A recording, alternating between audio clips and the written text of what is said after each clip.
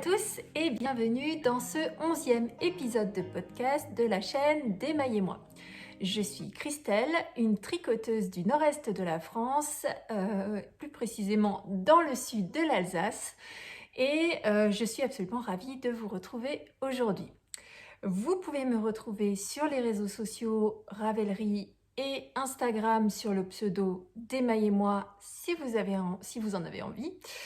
Et bien évidemment, tout ce dont je vais vous parler aujourd'hui se retrouvera dans les liens de la description de cette vidéo. Donc si vous cliquez sur la petite flèche, je pense ici ou ici, j'ai encore du mal à trouver, un petit V pour pouvoir ouvrir la barre de description et donc vous aurez tous les liens de tout ce dont je vais vous parler aujourd'hui.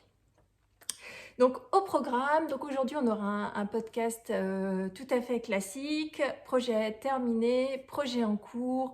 Je vais pas faire une section arrivée dans mon stage parce que j'ai pas de nouveautés qui sont arrivées. Je vous ferai pas une section blabla. En fait, je vais vous inclure le blabla puisque les fameux blabla sont associés aux différents projets que je vais vous présenter.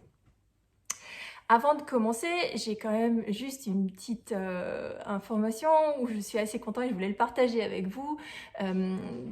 J'ai participé à la fanfare des FO du mois de novembre sur le Ravelry, enfin sur le fil de discussion Ravelry de Tricot et Stitch.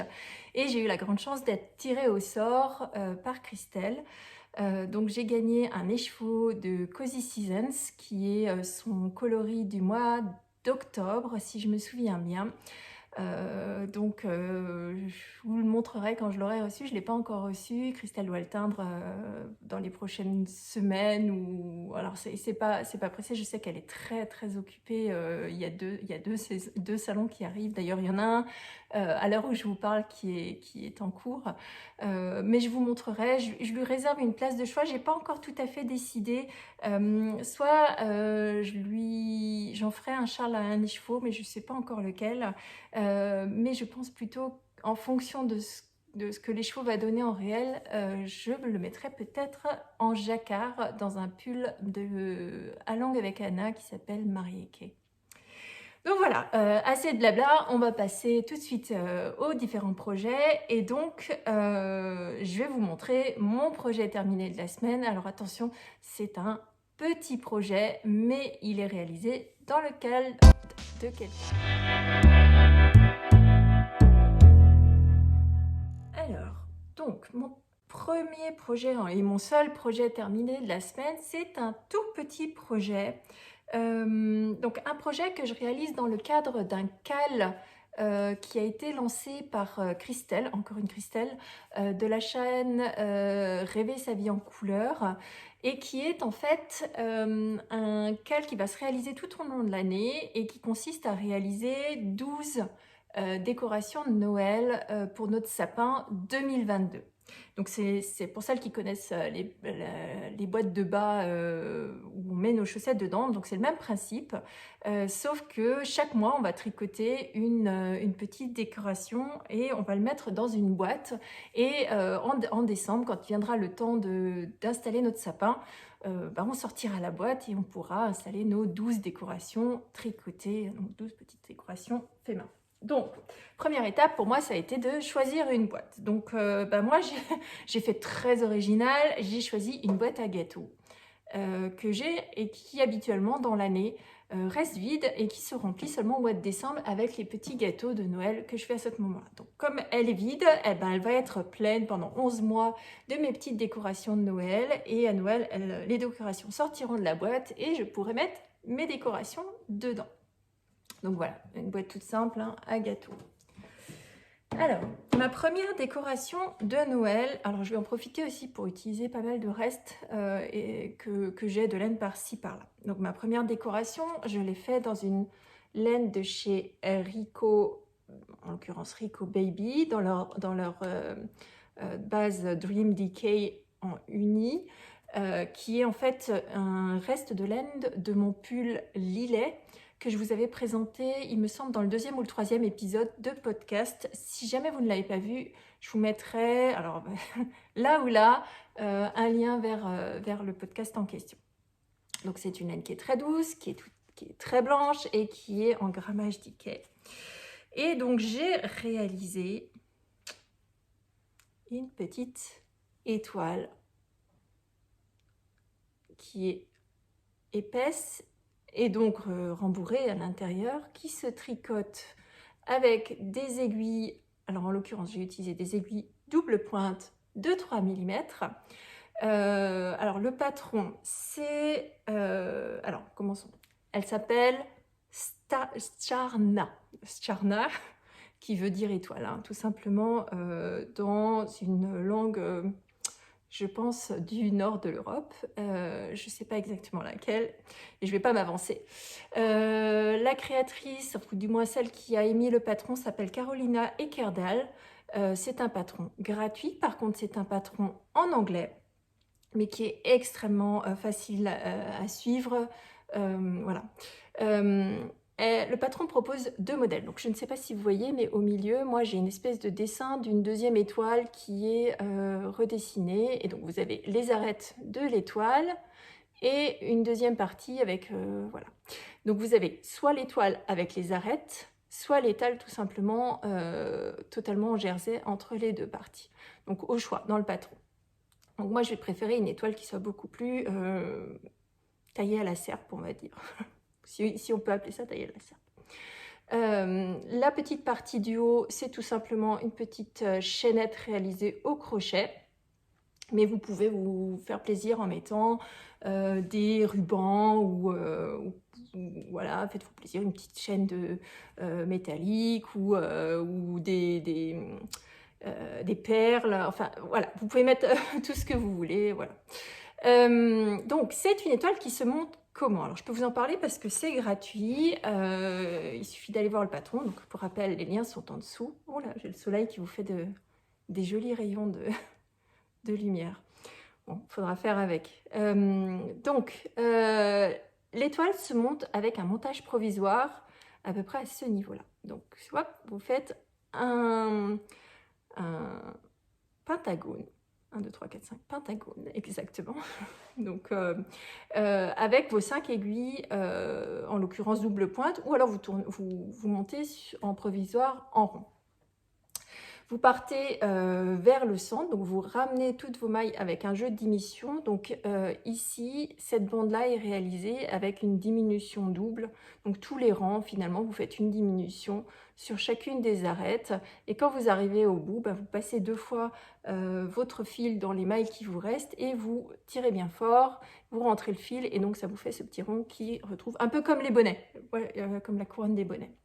La partie ici est réalisée en fait tout simplement avec une maille en verre. Donc vraiment très simple et très facile. Une fois que vous avez fini la première face, en fait vous reprenez les mailles ici et vous faites tout simplement de la même façon la deuxième face, en n'oubliant pas de mettre le rembourrage à l'intérieur avant de fermer votre étoile. Donc voilà, donc je pense que j'en ferai certainement, peut-être avec d'autres laines plus épaisses. Donc en fait le patron c'est le même que soit avec une fingering ou avec une DK ou avec toute autre grosseur de laine. Finalement la jauge, votre échantillon compte pas beaucoup puisque tout simplement le rendu final sera simplement plus petit ou plus grand en fonction de ce que vous avez comme laine. Donc voilà, qu'est-ce que d'autre? Alors j'ai pris quelques petites notes pour être sûre. Donc la couleur. La couleur de la laine, c'est blanc, c'est le coloris 001. Donc la Rico Design, c'est une DK, donc elle fait 115 mètres au 100 grammes. Moi, j'ai utilisé 10 grammes. Donc 10 grammes, 12 mètres. Non, 20 mètres, pardon. Je vous raconte une bêtise. 23 mètres exactement. Alors, c'est important parce que le patron va vous mentionner qu'il faut entre 32 à 46 mètres. Moi, j'ai utilisé bien moins, alors que je l'ai fait avec la laine, avec une laine très similaire à ce qui était recommandé. Donc 23 mètres, donc s'il vous reste 25-30 mètres d'une laine, sachez que vous pouvez réaliser une étoile. Deuxième chose, c'est que le patron vous demande donc de travailler sur des aiguilles double pointe et il vous demande un set de 6 aiguilles. Alors, sachez que vous n'avez pas... Alors oui, moi j'ai utilisé 6 aiguilles parce que j'avais bien 6 aiguilles double pointe en taille 3. Mais si ce n'est pas le cas, vous pouvez totalement le réaliser avec 4 ou 5 aiguilles. Simplement, il vous faudra des marqueurs. Le principe de travailler avec 6 aiguilles, c'est que simplement, c'était assez facile à compter puisque vous aviez une aiguille entre chaque pointe finalement. Mais en étant avec 4 ou 3 aiguilles et en mettant des marqueurs à chaque endroit, c'était extrêmement... En l'occurrence, c'était là les marqueurs, pardon, je vous raconte des bêtises. C'est extrêmement facile à réaliser, voilà. Donc voilà, pour ma part, ce sera ma décoration du mois de janvier. Je vous montrerai une fois par mois, je pense très certainement en fin de mois à chaque fois, quelle est ma décoration qui viendront se rajouter dans ma boîte de décoration de Noël.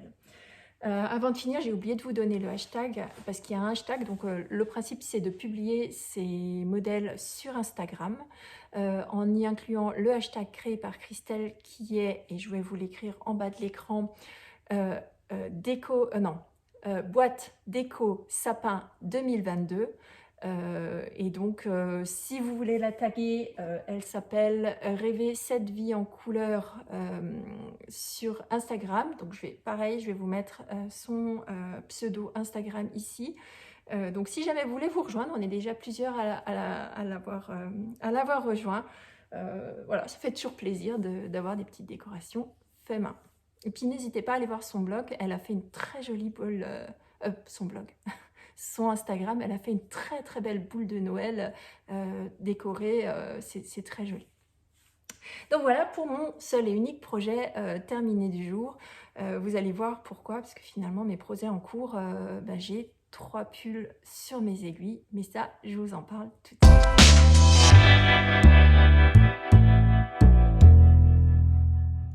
Alors, je vous ai décalé un tout petit peu pour que vous n'ayez plus les rayons de soleil qui viennent vous gâcher les couleurs et le rendu de ce que je vais vous présenter. Alors, mon premier projet en cours actuellement sur mes aiguilles, c'est un projet que je tricote en laine Knitting for Olive dans leur base Heavy Merino, dans leur couleur Pearl Grey, donc gris perle mérino lourd de Knitting for Olives. Et donc c'est un pull que je tricote pour mon mari. Donc c'est le modèle single malt que vous avez déjà vu dans les 2 épisodes précédents.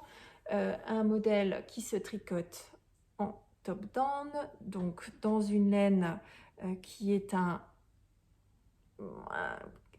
worsted wear, peut-être un rang vu l'épaisseur de la laine, que je tricote en aiguille 4 pour la partie des côtes et en aiguille 5 pour la partie du corps. Donc je vous avais quitté la semaine dernière, je vais vous mettre à l'endroit, c'est plus simple. J'étais arrivée ici et donc j'avais la totalité de mes câbles et de mes aiguilles qui étaient sur différents projets. Donc il fallait absolument que je puisse libérer mes aiguilles pour pouvoir réaliser les autres projets. Et donc j'ai tricoté cette semaine et je suis arrivée à la fin de mon corps, corps qui se termine, est-ce que je vais y arriver, voilà, avec 2 petits rangs préparatoires, je n'arrive pas à la main droite, donc 2 petits rangs préparatoires, puis des côtes pour la finition.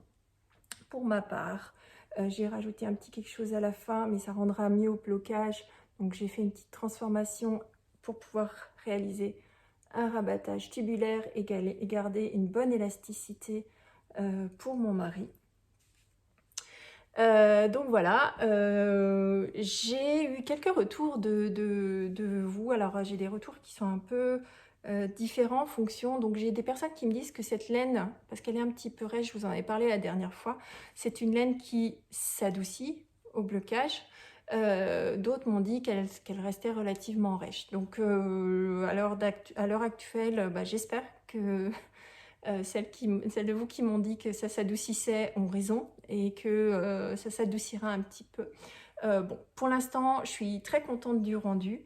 Le point texturé est bien sympathique. Ça se tricote extrêmement vite puisque forcément on est dans des aiguilles de gros calibre, enfin de gros calibre.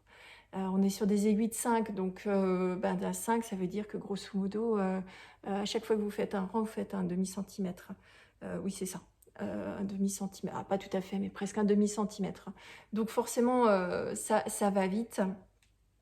Vous avez un raglan qui est réalisé de manière relativement large, je ne vais pas vous en dire plus, mais qui partent en fait ici, qui descendent sur l'ensemble de la partie du raglan et qui viennent finalement mourir dans la partie du corps pour une partie et mourir dans la manche pour l'autre partie. Donc je trouve ce détail vraiment sympathique. Vous voyez, c'est un raglan qui est séparé en deux, voilà, qui fait, on ne le voit pas bien, hein, mais ça se verra mieux une fois que ce sera bloqué, je vous montrerai. Mais j'aime beaucoup ce principe du raglan qui vient mourir en fait dans le corps.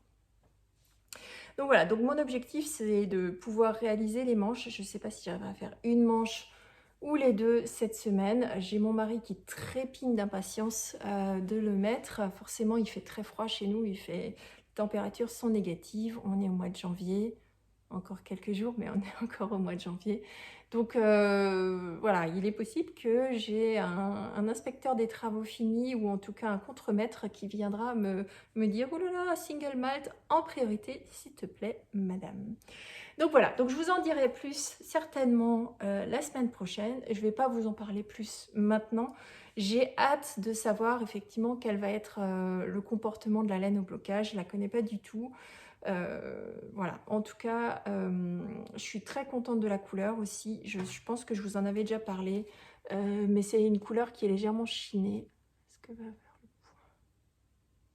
Voilà, qui est légèrement chinée sur des tons gris clair, beige et gris un peu plus marqué avec une légère pointe de bleu à l'intérieur. Donc la couleur est vraiment sympa. Donc j'aimerais vraiment qu'elle s'adoucisse pour que je puisse voilà, l'utiliser parce que j'ai plein d'autres idées pour cette laine, si jamais. Donc voilà, pour le single malt, voilà, un modèle de Maxime Cyr. Je crois que je ne l'ai pas dit aujourd'hui, je l'ai dit dans les épisodes précédents. Je me répète un peu, mais parfois j'aime bien radoter. Donc voilà pour mon premier projet terminé de la semaine. Et je vais vous présenter maintenant le suivant qui est également un pull, mais vous verrez, le format est pas tout à fait.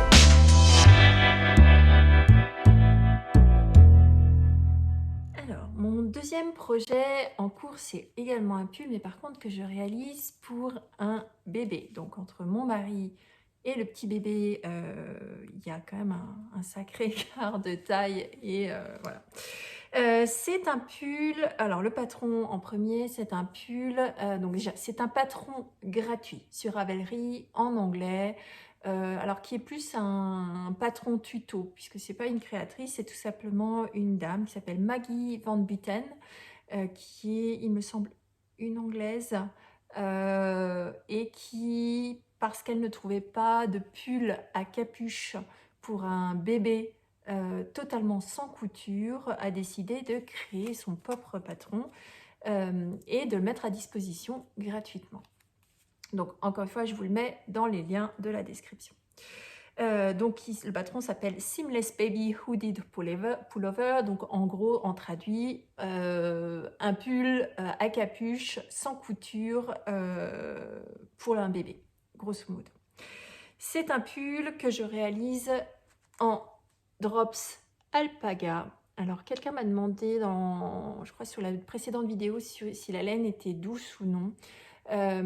Alors pour l'instant elle est assez, je peux pas dire que c'est la laine la plus douce que j'ai connue. C'est une laine on va dire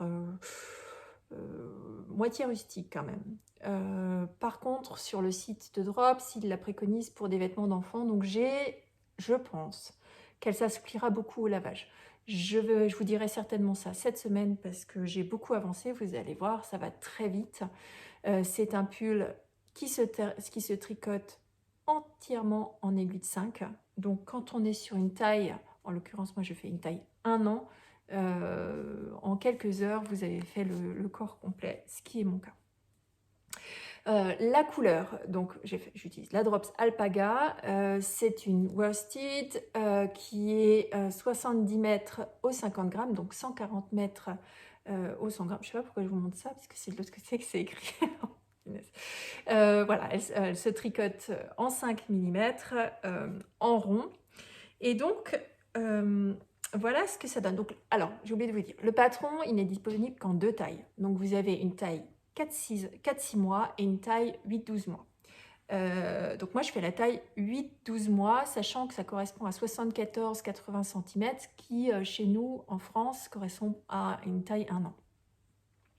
Et voilà où j'en suis. Donc vous voyez, on n'est pas tout à fait sur les mêmes tailles. J'ai même pas besoin de vous le mettre sur un cintre parce que c'est vraiment tout petit. Donc, comment ça fonctionne? Alors, vous allez voir qu'il y a encore le montage provisoire. Donc, vous commencez par le montage provisoire. Donc, c'est cette laine ici que vous voyez en clair, qui est un montage provisoire en tout cas, moi j'ai choisi de la faire au crochet, puisque finalement c'est ma méthode préférée. Donc je monte au crochet et vous commencez par tricoter en aller-retour, puisqu'ici, alors là j'ai mis une épingle pour que ça tienne, mais ici en fait vous avez une patte de boutonnage. Donc vous commencez par tricoter en aller-retour toute la partie haute avec les raglans, les manches et la patte de boutonnage jusqu'au moment où, on va dire, un rang avant de séparer le corps des manches, vous venez raccrocher ensemble cette patte de boutonnage. Et quand la créatrice vous dit que c'est totalement sans couture, c'est le cas puisqu'elle a intégré dans sa patte de boutonnage, vous voyez ici, il y a déjà toutes les boutonnières de réaliser. Une fois que vous avez raccroché la patte de boutonnage et le corps ensemble, il suffit de dérouler le corps en jersey sur un certain nombre de kilomètres et elle vous fait finir par quelques rangs de pointerie sur le bas pour finir l'ensemble. La couleur de la laine, parce que je vous ai dit que je vous disais ça avant, et puis je suis passée à autre chose. Donc la laine, c'est la couleur 66, qui est la couleur toffee, couleur 66, couleur toffee, qui est un... Alors je pense que vous avez une couleur qui est assez réaliste, en tout cas sur mon rendu d'écran, c'est à peu près ça. C'est une couleur qui est caramel, voilà, couleur caramel, voilà. La prochaine étape, alors, j'ai 2 choix. Soit je fais mes petites manches, qui sont 2 petites manches en jersey, qui se finissent par, pareil, une petite finition en pointerie au niveau des poignets, ou alors, je reprends mon montage provisoire et je monte donc la capuche. D'après ce que j'ai vu sur le modèle, c'est une capuche qui se finit également par une finition... Oh, décidément, cet écran, c'est ce soleil. Une finition au point de riz et donc qui finira en fait la partie avant. Donc je ne sais pas encore, ça va dépendre si j'ai envie de tricoter en rond ou pas. Il faut que je teste mes câbles pour savoir si je peux utiliser mes mini circulaires. Je pense que je vais utiliser d'ailleurs mes mini circulaires avec mon kit bleu pour avoir les toutes petites aiguilles, puisque finalement c'est à peu près, si je regarde la dimension, on est sur la dimension d'une paire de chaussettes. Donc peut-être que j'ai pas besoin d'utiliser mes doubles pointes en taille 5. Donc voilà, pour mon deuxième projet en cours, qui devrait certainement voir le jour.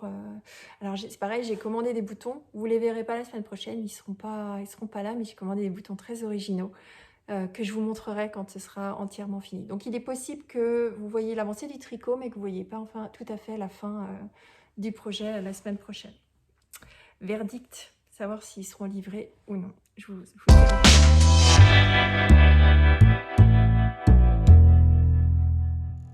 Mon projet suivant, vous l'avez déjà vu à plusieurs reprises, c'est un projet que je tire du livre Harry Potter, La magie du tricot, tome 1, et qui n'est autre que les 7 lingettes qui représentent les Horcruxes que je réalise pour ma petite nièce.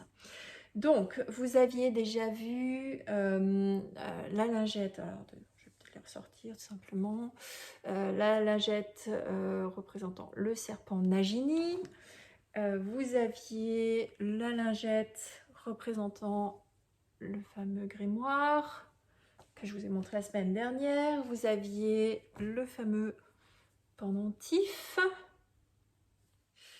Et cette semaine, j'ai réalisé la lingette représentant le Horcrux de la bague de Gant.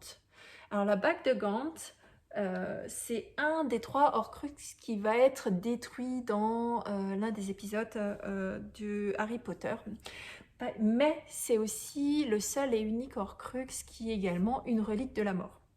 Puisque cette bague, c'est la fameuse bague avec une pierre noire sur laquelle il y a un triangle, un rond et un trait qui représentent les fameuses reliques de la mort. Quoi d'autre vous dire là-dessus? Pas grand-chose. Rien de très passionnant. Alors, ça commence à faire un petit paquet, donc je vais les présenter comme ça dans une petite boîte avec quelques petits produits de beauté à côté. Ah si, alors la laine, et qui n'en est pas une puisque c'est un fil de coton mélangé. Donc voilà, là un fil d'art Aviso. Qui est un 60% coton, 40% acrylique, sur lesquels j'ai beaucoup pesté sur les premières lingettes. Je ne sais pas si vous vous souvenez, la première, j'avais eu 3 nœuds. La deuxième pelote, j'avais eu un fil coupé en plein milieu de la pelote. Et sur les 2 dernières lingettes, alors je vais rendre à César ce qui est à César, j'ai eu aucun souci. Donc voilà, je voulais quand même nuancer mon propos. J'étais très fâchée au début. Je le suis moins sur les 2 pelotes suivantes. Reste à savoir si la suite sera à la hauteur. Est-ce que je vais avoir des nœuds? Est-ce que je vais avoir des coupures? Est-ce que je vais avoir du fil normal? Je verrai. Donc voilà, j'ai pas grand chose à plus de vous dire sur ce projet. C'est un projet que j'aime bien réaliser en fait quand j'attends mon fils qui fait ses séances de kiné, puisqu'il a un petit peu abîmé son genou au sport, donc enfin dis-moi son ligament croisé. Donc voilà, donc pendant qu'il fait ses séances de kiné, moi j'attends et ça me permet de réaliser une petite lingette. Donc pour vous donner un ordre d'idée, donc c'est une lingette qui fait une quarantaine de mailles, pareil, une soixantaine de rangs, qui se tricote en aiguille de 5.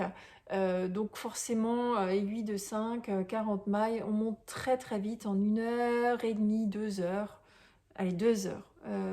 Parce que, voilà, pour tricoter vraiment à son aise et puis suivre bien les instructions, vous avez réalisé une lingette. C'est facile, c'est totalement accessible aux débutants. C'est un montage tout simplement en long tail cast on, avec quelques rangs de points, mousse au départ, un diagramme qui est présenté soit sous forme de diagramme à la fin du livre, soit en explication ligne à ligne avec une alternance de mailles en droit et de mailles en vert. Donc vraiment pour débuter c'est idéal. Celles qui veulent débuter sans faire une longue écharpe interminable et vous ennuyer, voilà, laissez-vous séduire par ces lingettes. C'est idéal pour démarrer le tricot. Voilà, je ne vous en dirai pas plus aujourd'hui sur ce sujet-là. Je reviendrai de toute façon la semaine prochaine avec la lingette suivante.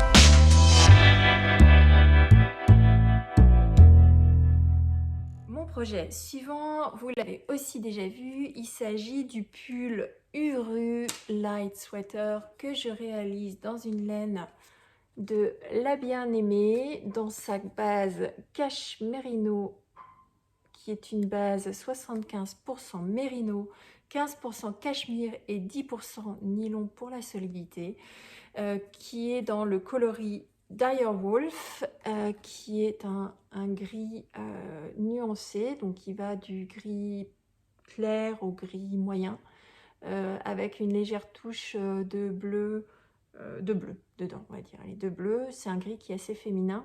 Je l'ai présenté à mon mari qui m'a dit ah non, ça c'est pas un gris pour un homme.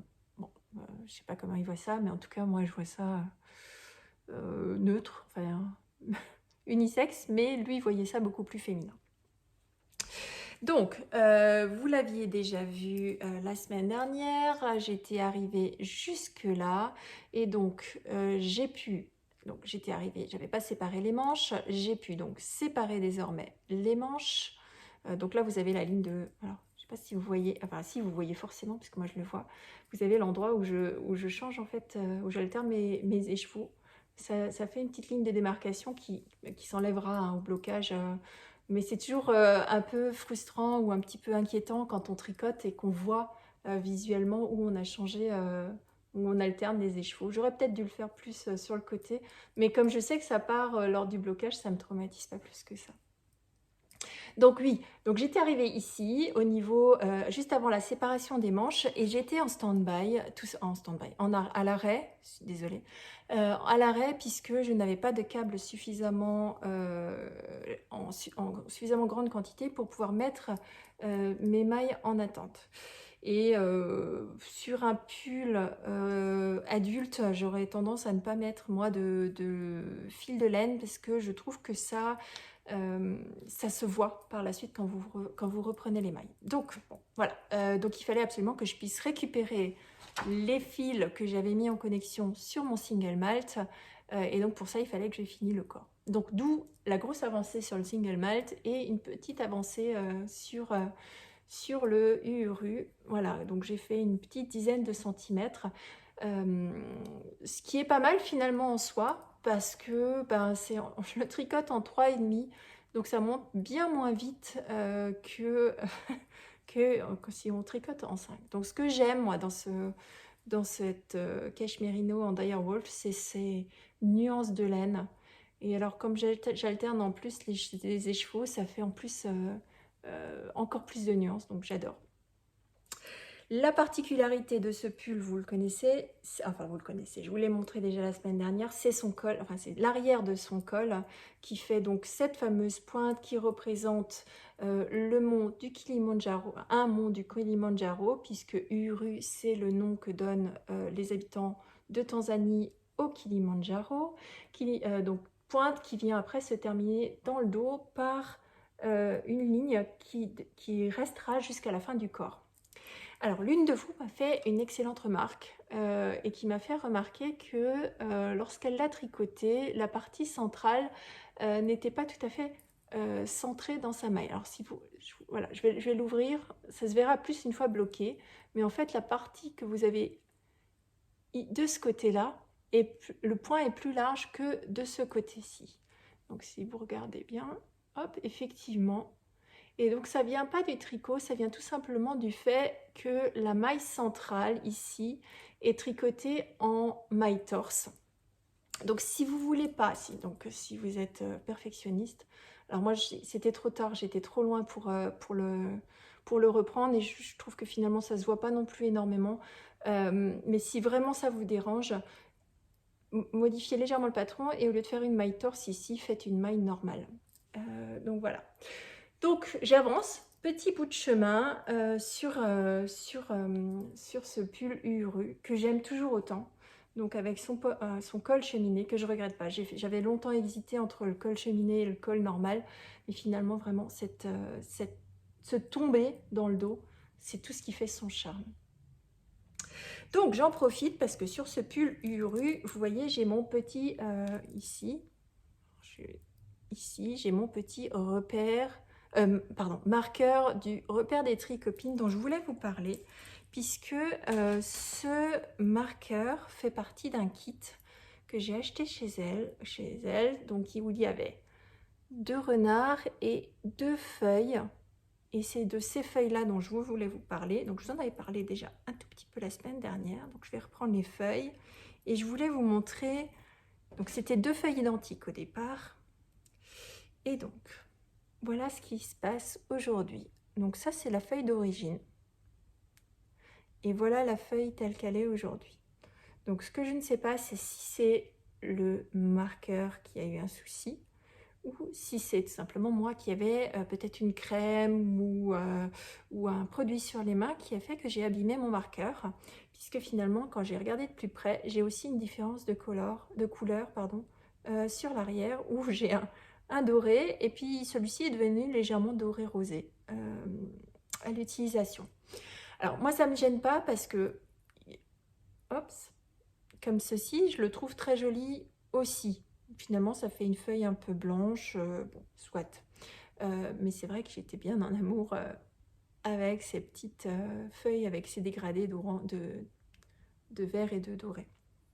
Donc voilà, je voulais revenir, parce que je vous en ai parlé la semaine dernière, mais je n'avais pas pu vous montrer. Ça ne m'empêche pas, il fait tout à fait l'affaire, hein, l'anneau n'est pas abîmé, le marqueur, il a simplement perdu un peu de ses couleurs. Mais encore une fois, il est possible et il est probable que ce soit lié à moi et à un produit que j'avais sur mes mains quand j'ai tricoté. Je l'avais utilisé pour une paire de chaussettes, donc j'avais peut-être un produit sur les mains parce qu'aucun des 3 autres marqueurs qui sont du même kit n'ont bougé. Celui-ci n'a pas bougé non plus. Donc je suppose que je suis entièrement fautive sur ce changement d'aspect du marqueur. Alors je ne me fixe pas d'objectif particulier d'avancer sur ce pull Uru, même s'il va continuer à descendre, tout simplement pour 2 raisons.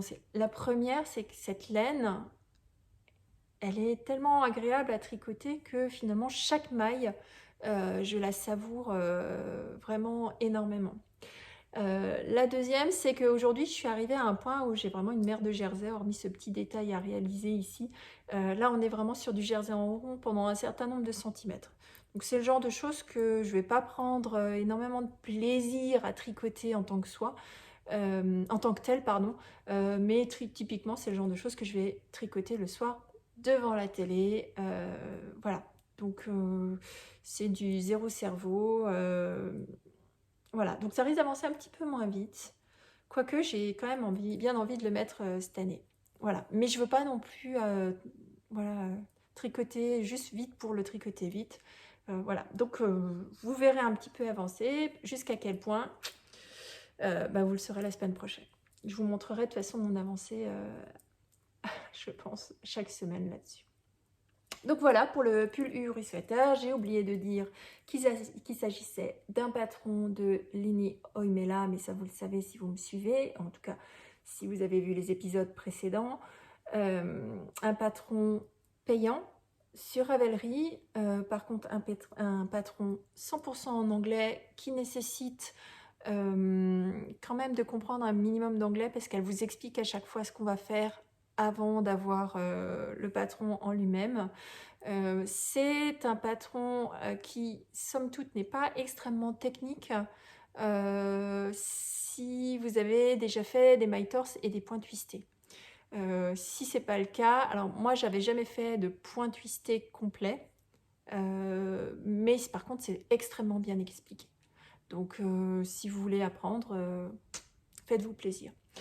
Je rappelle, je l'ai dit aussi la dernière fois, il y a 2 versions du URU. Il y a la URU normale, le URU normal qui est pour une laine en DK, et vous avez le URU Light, L-I-T-E, qui est la version en fingering. Et c'est cette version-là que je fais puisque je voulais un certain drapé et une certaine finesse de point.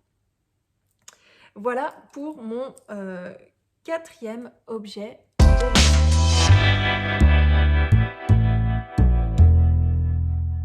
Mon 5e projet en cours de la semaine, alors je vais vous le montrer très rapidement, puis après vous le verrez plus pendant quelques semaines, et je pense que je viendrai vous le montrer une fois par mois.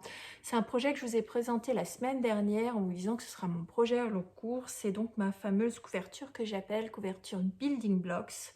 Donc la semaine dernière, hop, je vous avais montré donc mon premier carré, qui était en fait réalisé ici et en bleu clair, et sur lequel j'ai rajouté cette semaine, donc vous voyez je ne suis pas très productive, hein, 2 carrés supplémentaires. Donc ça, alors là je voulais vous le montrer parce que finalement ce sont les bordures des autres carrés qui vont venir faire la finition des carrés précédents. Donc voilà ce que ça va donner. Alors je voulais vous dire, sûrement on voit rien. Donc quand vous faites le premier carré, vous faites un castone, donc vous montez vos mailles entièrement. Quand vous allez faire un carré sur la droite, vous allez commencer par relever des mailles, puis monter des mailles libres par la suite pour pouvoir faire votre carré. Sur le carré du dessus, vous allez d'abord monter des mailles, puis revenir relever les mailles, en l'occurrence c'est ici, relever les mailles sur votre carré existant. Alors pourquoi c'est important?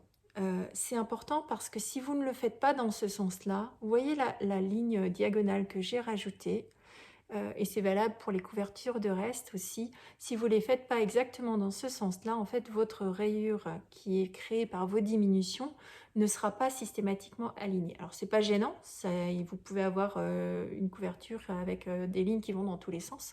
Moi qui voulais donner cet aspect vraiment diagonale complète, pour moi, c'est important que je fasse mon caston ou mes relevés de mailles exactement dans le bon sens. Mon dernier carré que je vais faire, alors il sera plus simple, mais il faut impérativement que je commence ici par relever des mailles sur ce côté. Pour faire la jonction et qu'il n'y ait bien aucun trou ici, je vais relever une maille supplémentaire dans la partie bleu clair et je vais finir de ce côté-là et donc ça fermera mon premier carré. Donc pour rappel, ma couverture, donc chacun des carrés fait 10 cm et ma couverture fera 1,40 m de large par 1,90 m de haut. En tout cas, c'est mon objectif plus ou moins, en tout cas aujourd'hui. Donc ce qui veut dire 14 carrés de large, 19 carrés de haut pour un total de 266 carrés. Donc vraiment, on est sur une couverture au long cours. J'ai calculé grosso modo, allez, en étant un petit peu assidue, que peut-être fin d'année ou milieu d'année prochaine, voire Noël de l'année prochaine, je devrais y être. Voilà, donc vraiment, mon objectif, c'est d'avoir fini avant Noël de l'année prochaine. Voilà, donc je me laisse 2 ans. La laine, je ne vous l'ai pas dit, je vous l'ai dit la dernière fois, mais clairement, c'est une laine que j'ai achetée, donc qui est une bergère de France, qui est la base Merino 2,5, qui est une fingering en 100% Merino, qui fait, alors j'ai pas d'étiquette ici, je crois pas, non. Donc c'est une 100% Merino qui fait 400... Je crois qu'elle fait 460 mètres au 100 grammes. Donc un mérino plutôt fin. Pour faire un carré, moi, il me faut 9 mètres. Je vous recalculerai tout pour être sûr. En fait, je pense que la prochaine fois que je vous le montre, donc d'ici un mois, je vous ferai un calcul exact puisque j'ai fait tout plein de calculs pour savoir combien de pelotes il me fallait pour pouvoir avoir suffisamment de laine pour ma couverture. Donc j'ai calculé en gros combien il me fallait de mètres pour chacun des bords, combien il me fallait de mètres pour la partie centrale, et j'ai multiplié tout ça par le nombre de carrés pour la partie bleu marine et par le nombre de carrés divisé par 2, puisque j'ai 2 couleurs en ce qui me concerne, pour la partie centrale. Et j'ai tout ça dans un petit calepin. Je vous expliquerai ça la prochaine fois, ce sera plus simple. Alors l'inconvénient de ces couvertures building blocks, il va falloir par contre que je me fasse violence, il va falloir vraiment que je rentre les fils au fur et à mesure, parce que finalement, je me retrouve avec 4 fils à rentrer pour chaque carré. Alors si j'attends la fin, 266 carrés fois 4 fils à rentrer, j'ai plus de 1000 fils à rentrer. Vaut mieux que je le fasse au fur et à mesure, sinon je le ferai jamais. Ou du moins, elle va être finie à Noël dans 2 ans et je pourrai l'utiliser à Noël dans 10 ans. Donc voilà, donc il faut, là voilà, ce sera la première chose à faire avant que je montre le 4e carré. Je vais rentrer les fils. Voilà, ce sera mon activité de cet après-midi. Voilà pour la couverture building blocks. Et donc vous ne la verrez pas pendant quelques semaines, et je vous ferai un point, je pense, une fois par mois. Ce sera suffisant pour vous dire à quel point elle a avancé ou si j'ai été assidue ou pas dans son avancée. Et puis aussi pour vous montrer un peu le rendu quand c'est un peu plus grand, parce que là, sur un petit L, on voit pas grand-chose quand même.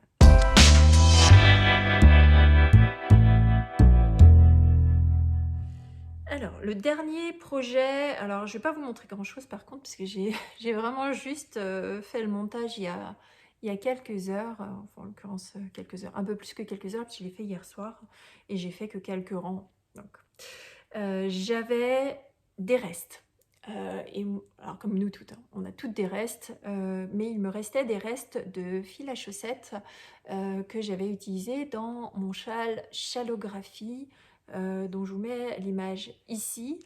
Donc j'avais réalisé ce Chalographie en 5 couleurs, donc un blanc ivoire, un gris clair, un gris chiné et un gris anthracite, ainsi qu'une couleur pop qui était un vert, un vert, on va dire, un vert. Un bleu pétrole, plutôt un bleu pétrole. Et donc, j'ai pesé chacun de mes restes et donc il me reste quasiment 41 grammes de cette pelote et 20 grammes de ce gris anthracite. Et donc 40 plus 20, ça me fait 60 grammes, sachant que c'est un fil qui est un peu plus fin que du fingering puisqu'il est à 210 ou 220 mètres pour 100 grammes. Bon, voilà, j'ai eu envie de me faire des chaussettes, on va dire, voilà, de couleurs. Et donc j'ai fait un premier Keston qui est, vous voyez, extrêmement avancé puisque je suis uniquement aux côtes. Mais je vous en parlerai beaucoup plus puisqu'il s'agit du Keston de ma paire de chaussettes du mois de février pour ma paire de boîtes de bas 2022. Et donc pour ce modèle, j'ai choisi de faire le patron de Rory Locatelli qui s'appelle Two Color Socks, qui est qu'elle présente elle également dans ses couleurs, ou enfin en tout cas, je ne sais pas si c'est gris anthracite qu'elle le propose, mais en tout cas c'est noir et blanc, on va dire, ou noir et crème. La seule différence, c'est que moi je vais inverser les couleurs, c'est-à-dire qu'elle elle commence par du noir et finalement le bout de sa chaussette est blanc, et par rapport à ma quantité de reste, ben moi ça suffisait pas, en tout cas ça n'allait pas dans ce sens là, donc je vais faire le début en blanc, la partie de dentelle en blanc et le bout de la chaussette en noir. Donc voilà, pour celles qui ne connaissent pas le modèle, je vous en parlerai un petit peu plus la semaine prochaine. Mais en gros, vous avez une première partie de côte, vous avez ensuite un certain nombre de rayures que je vais légèrement réduire à cause de ma laine qui est tout à fait, enfin voilà, sur le fait que j'ai un tout petit peu moins de laine que ce qu'elle préconise. Puis vous avez une partie de dentelle sur la tige, vous avez ensuite le talon. J'ai pas encore lu tout le patron, mais voilà, vous avez un talon qui reste dans la même couleur que la tige et que sur la partie, la première partie du pied. Et donc vous avez la deuxième partie du pied ainsi que tous les orteils qui se retrouvent dans, du coup chez moi en couleur anthracite. Donc voilà, donc je vous en dirai plus la semaine prochaine puisque j'aurai un petit peu avancé. Voilà, donc j'ai un mois. Je me fixe un mois. Je veux pas non plus tricoter à toute vitesse les chaussettes puisque finalement je me rends compte que ça prend quand même énormément de temps de tricoter une paire de chaussettes. Donc c'est ma paire du mois de février. Donc ben voilà, mon objectif c'est de les avoir finis avant le 28 février. Eh bien, on arrive tout doucement à la fin de cet épisode. J'ai pas beaucoup plus à vous montrer aujourd'hui. Alors, j'ai plein de choses qui arrivent dans les prochains temps.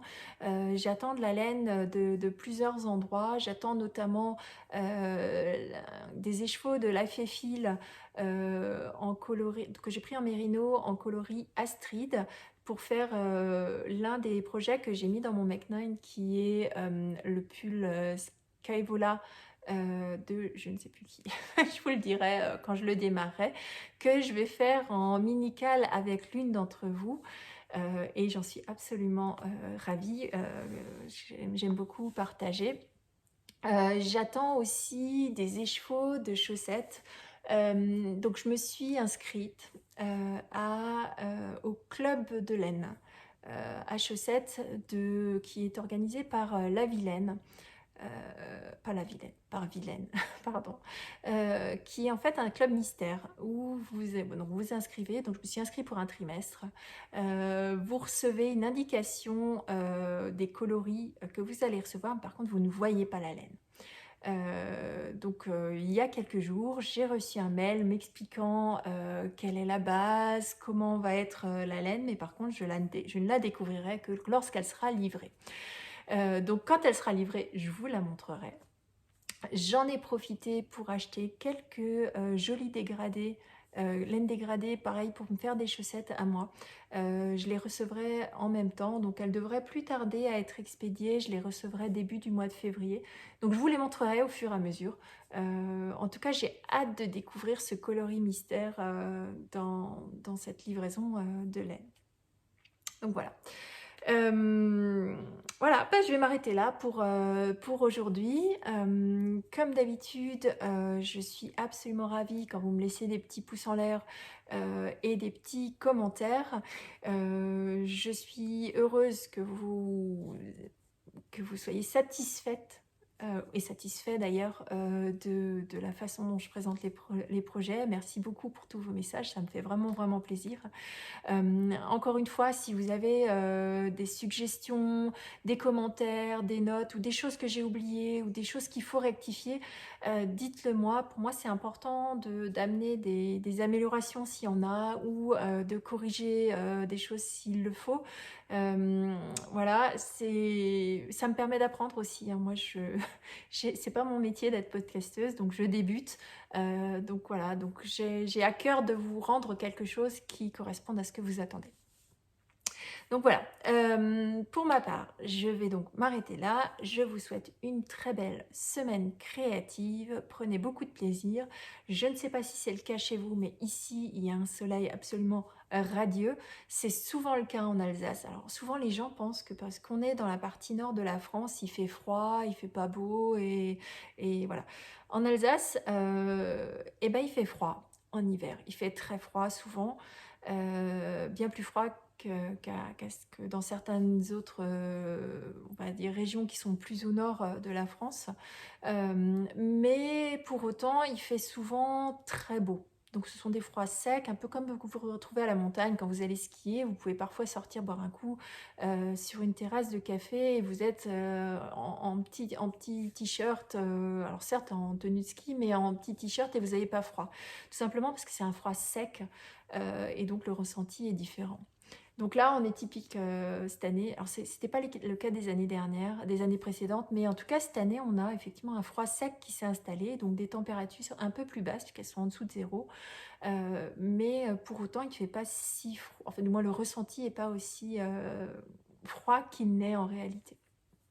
Donc voilà, donc moi je vais profiter de ces très jolis rayons de soleil pour me mettre derrière ma vitre de terrasse, de prendre le soleil à travers cette vitre et de tricoter quelques mailles pour pouvoir vous présenter un peu plus sur mes avancées la semaine prochaine.